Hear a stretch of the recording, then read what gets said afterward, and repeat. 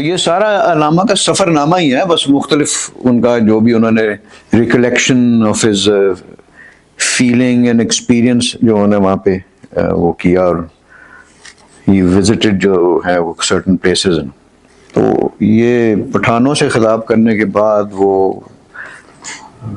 اپنا یہ واقعہ بیان کرتے ہیں کہ مسافر وارد می شود بشہر کابل و حاضر می شود بحضور اعلی حضرت شہید. اعلی حضرت وہ کنگ نادر خان وہ کہتے.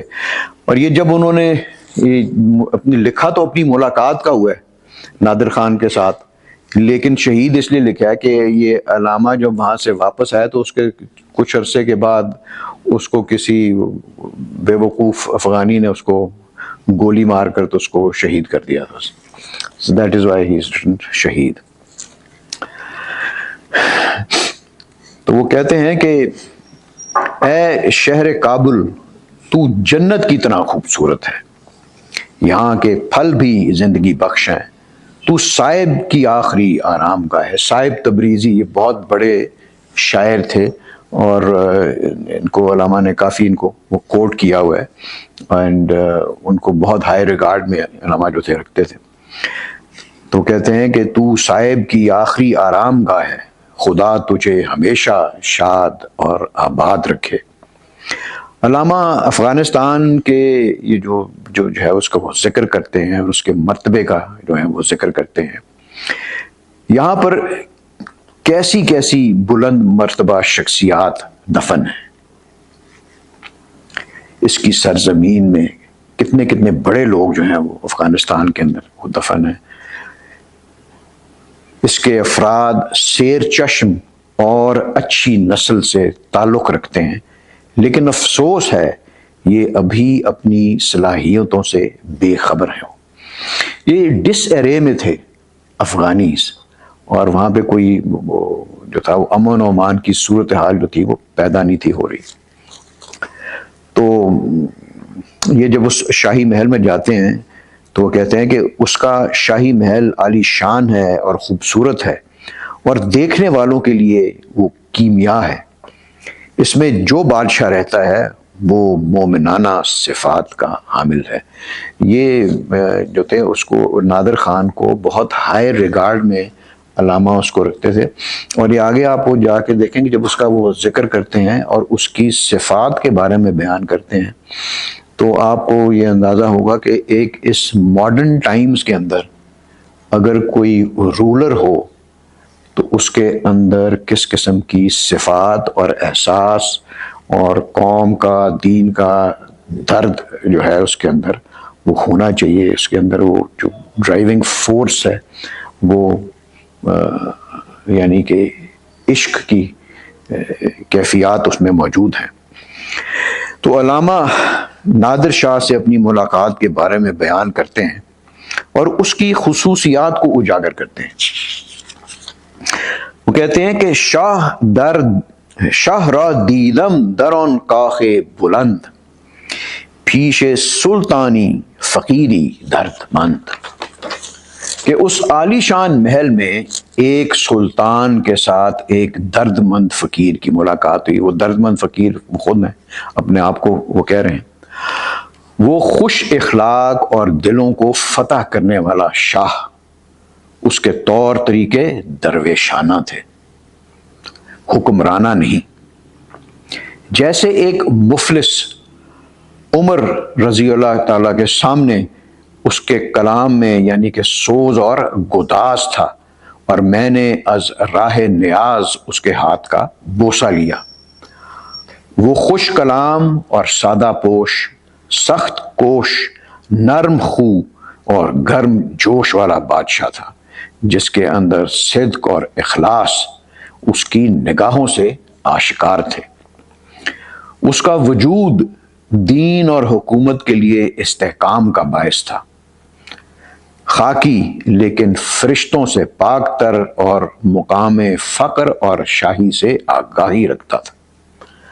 حالات زمانہ سے باخبر تھا، حکیمانہ نگاہ رکھتا تھا، اور قوموں کے عروج و زوال سے مکمل طور پر آگاہ تھا۔ اگر آپ یہ دیکھیں اس چیز کو کہ آپ دیکھیں کہ اگر ایک کسی بھی حکمران میں آپ کے اپنے حکمرانوں میں ایسی اگر وہ صفات ہوں تو اس میں سے کوئی چیز جو ہے وہ باہر نہیں رہ جاتی۔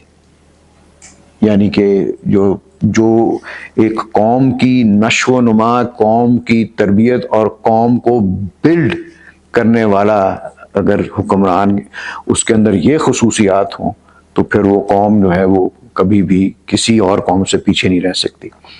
سو علامہ کو نادر شاہ میں وہ تمام مومنانہ خصوصیات نظر آئیں جو کہ ایک مسلمان حکمران کے اندر ہونی چاہیے تھی۔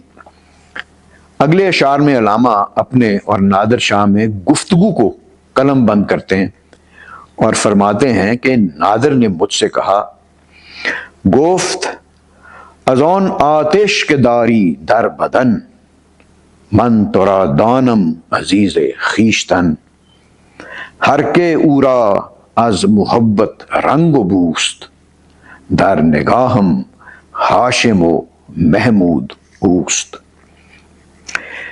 اے اقبال، اب یہ نادر خان نے جو ان کو کہا کہ اے اقبال، جو عشق کی آگ تیرے بدن میں ہے اس کی وجہ سے میں تجھے اپنا عزیز سمجھتا ہوں۔ جس کسی میں بھی محبت کی رنگ و بو ہے وہی میرے لیے ہاشم اور محمود ہے۔ یہ ہاشم اور محمود جو تھے یہ افغانستان کی جو تھے، کوئی میرے ذہن سے نکل گیا ہے، یہ شخصیات تھیں جو کہ بہت مشہور اور قابل قدر تھیں افغان لوگوں کے لیے۔ سو علامہ فرماتے ہیں کہ میں اس مرد مومن کے لیے قرآن کریم کا تحفہ لے کر گیا تھا، میں نے اسے وہ پیش کیا اور کہا، ابھی علامہ کا اپنا قول کہ گفتم این سرمایہ اہل حق است، در ضمیر او حیات مطلق است، اندرو ہر ابتدا را انتہاست، حیدر از نیروی او خیبر کشاست۔